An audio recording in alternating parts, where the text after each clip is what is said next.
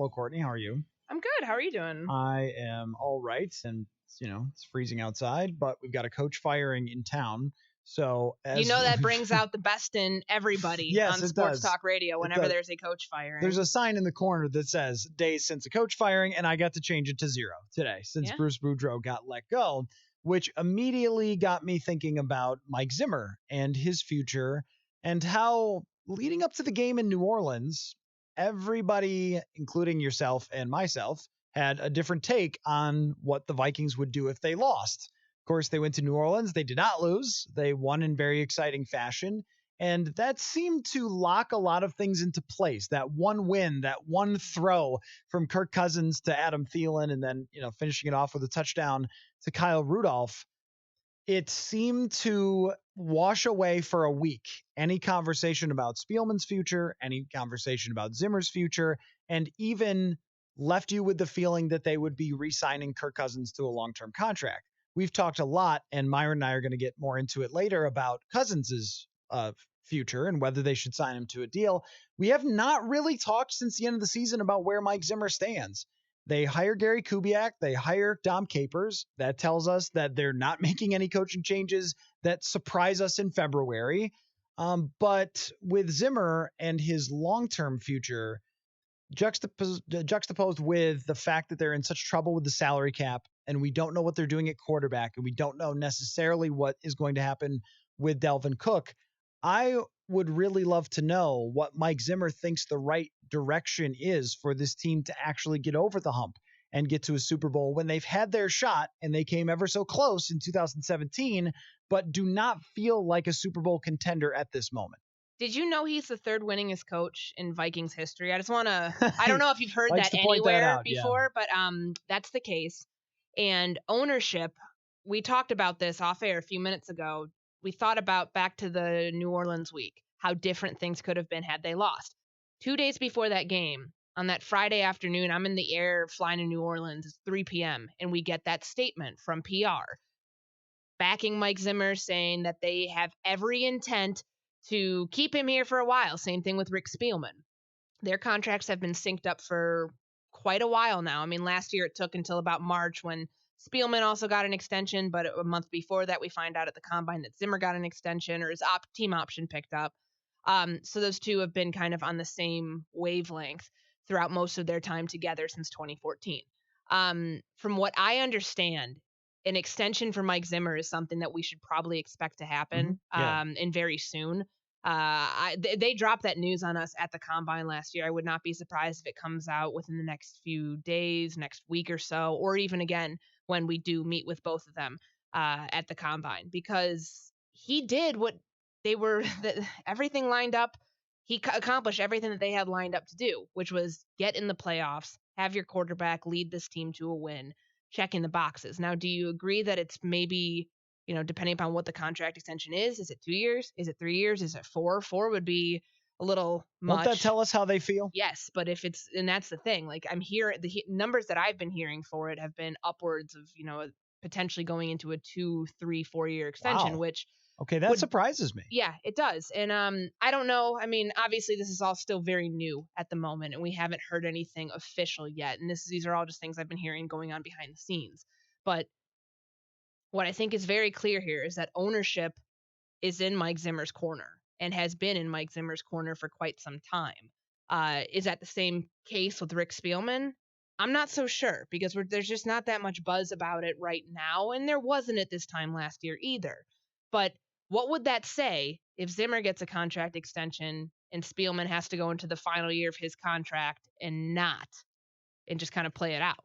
Like, I mean, that to me shows you that maybe ownership is just kind of being like, hey, front office, figure it out. I don't think if you're going to do this the right way, Spielman, Zimmer, Cousins, Cook, let him play this year out.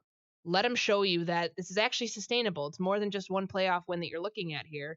But I don't think that would happen. So if they see it differently between Mike Zimmer as the head coach and the front office and what they've done, how responsible do we hold Zimmer for what happens with this roster going forward? They're going with the same coaching staff essentially. Now they've made changes Sure. to people's positions, and Dom Capers is here, and there's a new defensive back coach, but it's still going to be Zimmer guys as the defensive coordinators, his son Adam Zimmer and Andre Patterson. And on the offensive side, sticking with the Gary Kubiak offense. So it's status quo from this year to next year with that. We know who the quarterback is going to be, at least I think so, in 2020. It would really be shocking to see a trade of Kirk Cousins. So let's just assume he's going to be here in 2020. And they're essentially going to run it back from that perspective. Same quarterback, very similar coaching staff, same philosophy of Mike Zimmer. I would not be surprised if the offseason has a lot fewer surprises than we would like there to be, and big bangs that all the fans are looking for, free agent signings and players moving on and things like that. We'll probably get a lot of the same guys, a lot of restructuring. And Zimmer has always been, at least his vision, in control of how the roster is built. And this front office has done a really excellent job of building a contending team talent-wise year in and year out.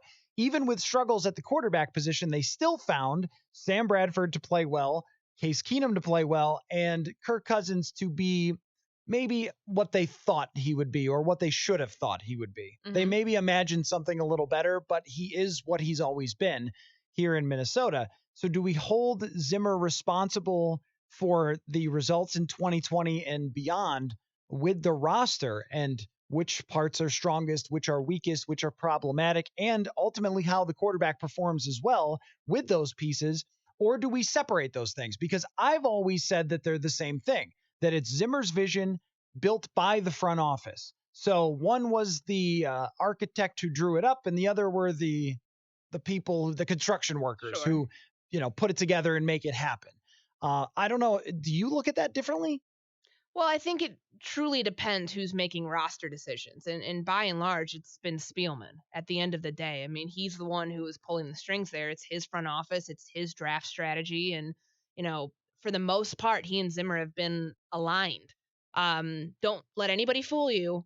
Everybody, the 6 people that were in that room the Saturday before the combine in 2018, they all decided on Kirk Cousins. They all decided we're going to move on from Teddy Bridgewater, Case Keenum, Sam Bradford. It was 6 people. Mike Zimmer, Kevin Stefanski, John DeFilippo, Rob Brzezinski, Rick Spielman, George Payton. 6 people. So I know that there's always blame to be passed off and, Rick went and got him. Well, no, Mike Zimmer also agreed to it. They were all on the same page there. Now, are they all on the same page about wanting to extend him? I think that that's where that argument comes into play. Like, if Mike Zimmer, let's throw out a scenario here where he's like, you can go ahead and trade Stephon Diggs, get me up to number 2 so I can go get Tua. Go throw something else in there. And the front office is like, well, no, we're worried about cap space. We're trying to fix this right now. An extension lowers his number for 2020. We're able to give him a signing bonus, et cetera, to help in the short term. And it doesn't pan out that way, then that's on the front office. If Mike Zimmer in this scenario is pushing for them to try and go get a new quarterback, at least in the sense of down the road beyond 2020 and 2021. But I do think that it's all going to depend on who's making those calls going forward, because they really have been in lockstep for a lot of it. In the conversation, what they're saying, what they've said before has always mirrored that. But I don't know. I don't anticipate that changing that much. I feel like there's got to be, if there's such a divide, like let's say there was this divide where we're looking at the quarterback scenario that you and I have talked about of how you would potentially build yourself into a position to move on from Kirk Cousins, then if Zimmer's leading the charge on that, that's all on him. Well, and that's what I'm curious about here, is if there is a difference in feeling from ownership about Zimmer versus the front office. If the ownership has decided that Zimmer is their guy for the next 4 years, if you sign him to that contract extension, you're getting through at least 2 of those probably. Sure. You're giving him way more rope than you would if you sign him to a 1-year extension, which in my mind is meaningless. The Chargers just signed Anthony Lynn to a 1-year extension. That means you're on the hot seat. Yeah. Otherwise, they would buy into you for much longer. Well, it's like last year with them picking up his team option. Like, same type of thing. Yep, that said, we're judging you on this year. And I think by all accounts, when you look back at what happened pre-New Orleans, that it wasn't rumors flying out there about Mike Zimmer and the Dallas job. That was not rumors. I know that there's certain people within that organization who want to say, oh, well, it's just, hearsay, whatever. No, it wasn't. People reported that. I reported that because that is accurate, that that was a legitimate possibility that Dallas, Jerry Jones would have come up here, sent the plane, and brought Mike Zimmer down there and never let him go. And Mike Zimmer probably might have wanted to do that.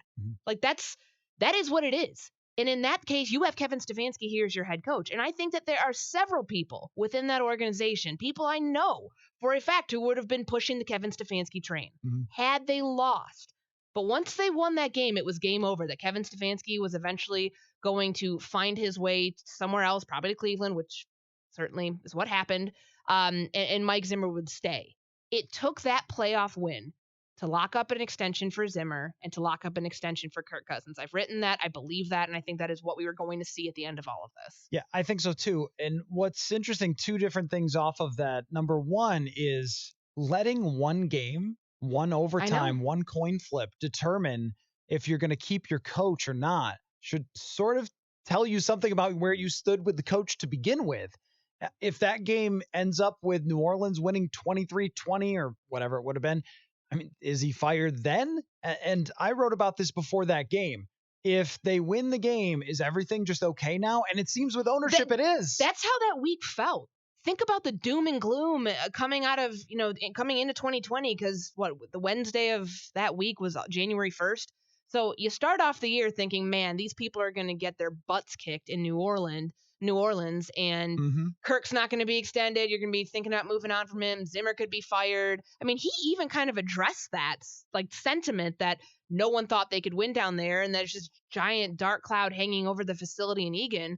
And then they go down, they win the game in euphoric fashion. I mean, it was a great win for them. And then it's like everything changed. Like, oh, Zimmer's the best. And I mean, it is a what have you done now for me lately league for sure, because that's how Kirk Cousins was viewed. Because all of a sudden we're talking about, I don't know, is the Vikings going to be moving on from him soon? Well, he's probably getting a contract extension here because of one win. And I think that that's the thing that shows you we've been walking on eggshells with this team. Zimmer has been walking on eggshells with this team this entire season.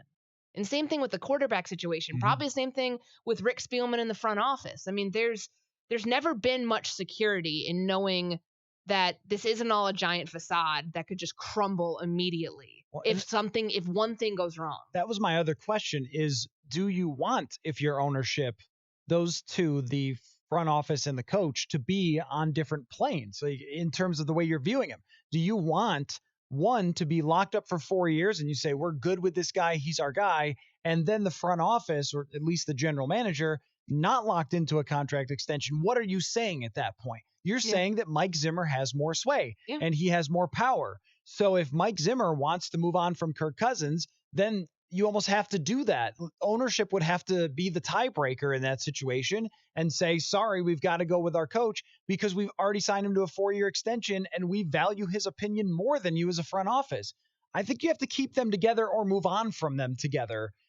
But moving on from one and not the other has a very weird vibe when it's the coach being more powerful than the people making the roster decision. That feels very New England-esque, even though they don't have a general manager because he's also your head coach. But there's certain situations where across the league you see the head coach have more power than the general manager. Oakland was one of those situations when John Gruden got there. And that's why they had to fire. Who did they fire? Reggie McKenzie, the whole staff, and then they bring in Mike Mayock. But if it does pan out this way, which wouldn't surprise me, I do feel like ownership, and I mean, just the statement that they came out with, they didn't do that because there was any sort of circulation about Rick Spielman. I kind of feel like, not that Spielman was an afterthought, but it was just, oh, of course you're going to throw the general manager in there. We both know their contracts are synced up.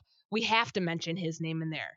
But they didn't put that statement out because anybody was questioning whether Rick Spielman was going to come or go. Right, he wasn't even part of the conversation. No, it was entirely about Mike Zimmer. And so I think that that's why we're at this space right now where we're wondering, okay, if they're going to stay with this situation that they're in right now with the quarterback, with Dalvin Cook, with keeping things as status quo as possible, because you kind of have seen that. I mean, yes, there have been some changes to the staff and really more just like a game of Tetris of rearranging. I wrote this in a story for today.